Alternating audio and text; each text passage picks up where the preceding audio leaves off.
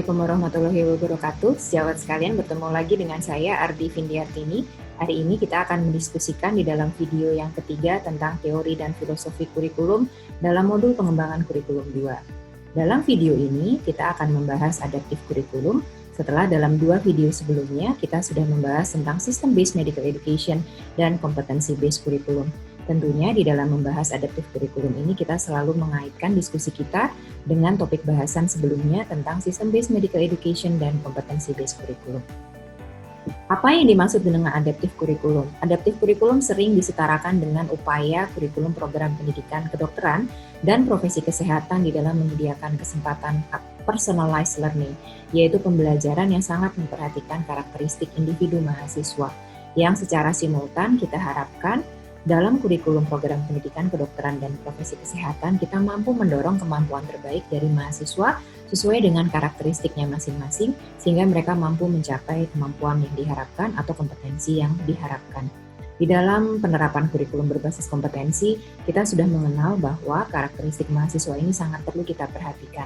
Ada mahasiswa yang bisa sangat cepat mencapai berbagai kemampuan yang diharapkan karena memang potensinya bisa digunakan secara maksimal. Ada juga mahasiswa yang memerlukan dukungan dari staf pengajar dan pengelola program studi secara lebih intensif, sehingga mereka akhirnya tetap mampu mencapai kemampuan yang diharapkan. Pada dasarnya, berbagai kemampuan mahasiswa ini adalah upaya kita untuk bisa menjamin mereka bisa mencapai kemampuan yang sangat diperlukan dalam peningkatan kualitas pelayanan kesehatan. Hal yang lebih penting lagi, meskipun personalized learning ini tetap kita terapkan, tentunya yang menjadi pedoman kita adalah apakah mahasiswa sudah mampu mencapai berbagai kemampuan yang nantinya akan membuat mereka menjadi profesi kesehatan, dokter, dan pemberi pelayanan kesehatan yang aman. Dengan kata lain, apakah mereka fit for practice. Proses yang memungkinkan di dalam kurikulum untuk menjamin proses pencapaian kompetensi yang memperhatikan karakteristik individu inilah yang kemudian disebut sebagai personalized learning atau adaptive kurikulum. Berbagai hal penting di dalam adaptif kurikulum adalah kelima hal yang ada di depan kita ini, yang akan kita bahas satu persatu. Yang pertama adalah, di dalam kurikulum berbasis kompetensi yang juga memperhatikan prinsip adaptif kurikulum, kita perlu memperhatikan adanya dan juga jumlah serta substansi dari assessment yang bertujuan untuk memberikan umpan balik atau assessment formatif.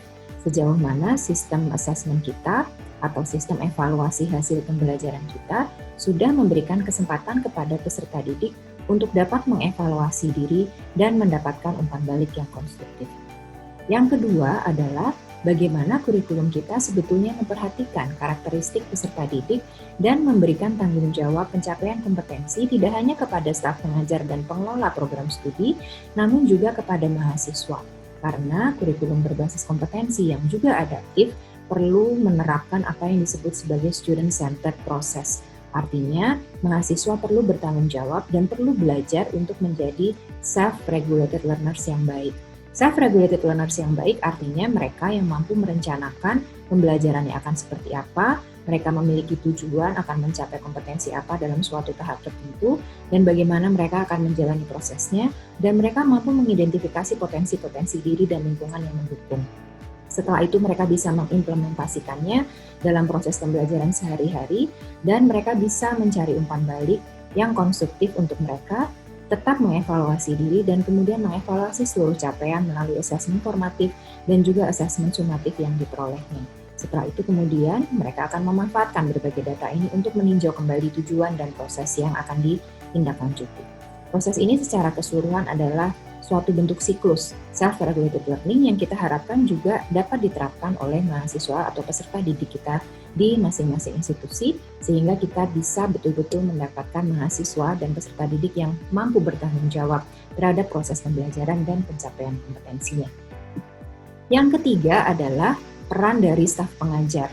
Staf pengajar kedokteran dan profesi kesehatan perlu senantiasa menjadi staf pengajar yang suportif. Dalam hal ini, suportif dalam menjadi narasumber sebagai salah satu sumber informasi yang akurat terhadap berbagai kompetensi dan topik bahasan yang ada. Lalu yang kedua adalah bagaimana staf pengajar juga memfasilitasi mahasiswa di dalam mengidentifikasi kelebihan dan kekurangannya, memberikan umpan balik dalam hal pengembangan diri dan juga identitas profesional, atau peran staf pengajar sebagai mentor. Staf pengajar juga dapat berperan sebagai fasilitator untuk mengarahkan mahasiswa di dalam mempelajari berbagai sumber pembelajaran dan mencapai keterampilan atau kemampuan yang diharapkan. Staf pengajar juga perlu menjadi asesor, baik itu yang bertujuan formatif untuk memberikan umpan balik dan juga yang bertujuan untuk sumatif atau menetapkan capaian pembelajaran atau pencapaian kompetensi di suatu tahap tertentu, sehingga mahasiswa juga bisa mengukur dirinya. Staf pengajar juga perlu mampu merangkai seluruh capaian pembelajaran dalam suatu proses pengembangan kurikulum baik di level program studi ataupun di level mata kuliah. Secara keseluruhan, kemampuan-kemampuan inilah yang diharapkan mampu untuk dapat mendorong mahasiswa untuk bisa berkembang di dalam suatu kurikulum yang adaptif. Yang ketiga, sangat terkait dengan, yang keempat, sangat terkait dengan 3 butir sebelumnya, adalah pemanfaatan teknologi di dalam analisis data. Analisis data apakah? Yaitu analisis data tentang performa mahasiswa.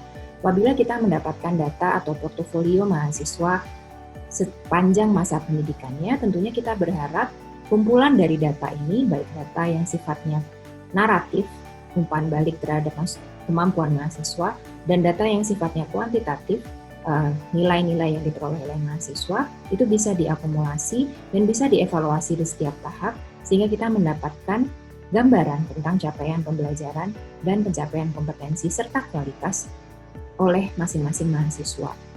Dengan demikian, mahasiswa akan bisa mengukur dirinya dan kemudian bisa menerapkan berbagai strategi dengan keterampilan self-regulated learning-nya, dan kita juga bisa memperhatikan apakah kurikulum kita sudah memberikan kesempatan evaluasi formatif dengan lebih baik, dan bagaimana halnya dengan peran staf pengajar.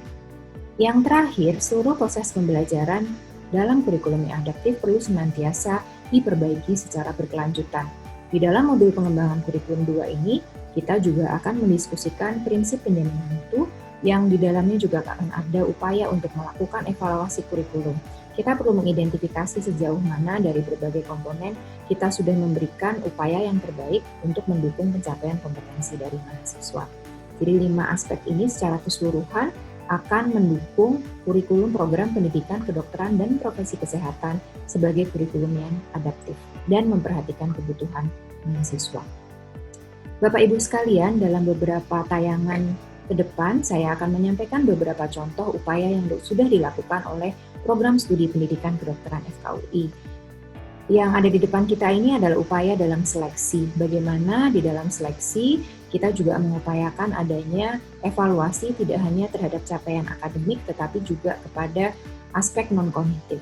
Di salah satu program studi, di program kelas khusus internasional misalnya, program studi pendidikan dokter FKUI telah menerapkan ujian seperti multiple mini interview.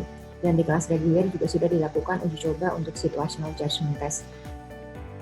Assessment ini sebetulnya memungkinkan program studi untuk mengakses tidak hanya kemampuan kognitif tetapi juga kemampuan-kemampuan lain seperti kemampuan komunikasi, kemampuan berpikir kritis, motivasi dan juga kesadaran diri, serta personal and professional identity yang menjadi hal yang sangat penting di dalam upaya kurikulum untuk mengenali mahasiswa lebih baik dan menyediakan kesempatan belajar yang juga adaptif dan personalized untuk masing-masing mahasiswa dan kelompok mahasiswa secara keseluruhan. Selain itu, support untuk mahasiswa sepanjang pendidikan perlu juga memperhatikan apa yang disebut sebagai kesejahteraan atau well-being mahasiswa. Hal ini juga ditunjukkan dengan usaha serta publikasi serta penelitian yang sudah diadakan terkait dengan motivasi mahasiswa, terkait dengan burnout, kaitannya dengan gender dan seterusnya. Kita bisa melihat bahwa dalam masa pendidikan kedokteran yang bisa sangat berat untuk mahasiswa misalnya, dan ini juga termasuk untuk pendidikan di profesi kesehatan secara umum, kita bisa melihat bahwa mekanisme coping atau adaptasi bagaimana mahasiswa bisa mengupayakan berbagai cara yang fokus kepada penyelesaian masalah dan juga fokus kepada dirinya, ini menjadi kemampuan yang sangat penting. Kita menyebutnya sebagai adaptive coping. Karena pada saat yang sama, kita menyadari bahwa generasi mahasiswa saat ini adalah generasi yang memiliki gambaran karakteristik yang berbeda dengan generasi kita sebagai staf pengajar. Generasi Z yang menjadi mahasiswa saat ini memiliki karakteristik penting yang perlu kita perhatikan di dalam kita memberikan atau menentukan pendekatan di dalam kurikulum serta menentukan strategi di dalam pembelajaran secara keseluruhan. mahasiswa saat ini adalah mahasiswa yang berhadapan dengan realita digital yang sangat cepat, informasi yang sangat cepat. Mereka adalah digital natives, memiliki social networks yang luar biasa, memiliki mobilitas yang sangat tinggi dan multiple realities.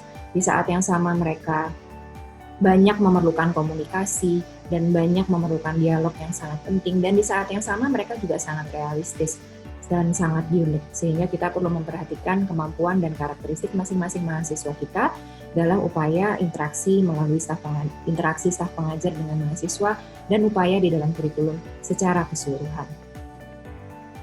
Di depan kita ini adalah contoh lain tentang bagaimana kita mengukur capaian pembelajaran dari aspek pengetahuan melalui progress test yang memungkinkan adanya data analytics terhadap angkatan mahasiswa. Bisa kita lihat bahwa pada angkatan 2011, 2012, dan 2013 yang saat ini sudah menyelesaikan program studi pendidikan dokter dan sudah lulus menjadi dokter, di situ kita bisa melihat progress test memberikan gambaran di angkatan tersebut bagaimana akumulasi pengetahuannya. Dari evaluasi ini kita juga bisa memperhatikan bahwa ada hal-hal tertentu yang perlu sangat kita antisipasi di antara tahun ketiga dan tahun keempat, saat mahasiswa sudah menjalani pendidikan preklinik tahun ketiga dan mulai mempersiapkan diri untuk memasuki tahap pendidikan klinik di tahun keempat. Di masa ini ternyata akumulasi pengetahuan bisa menurun dan kemudian akan meningkat kembali seiring dengan mahasiswa menjalani tahap pendidikan klinik.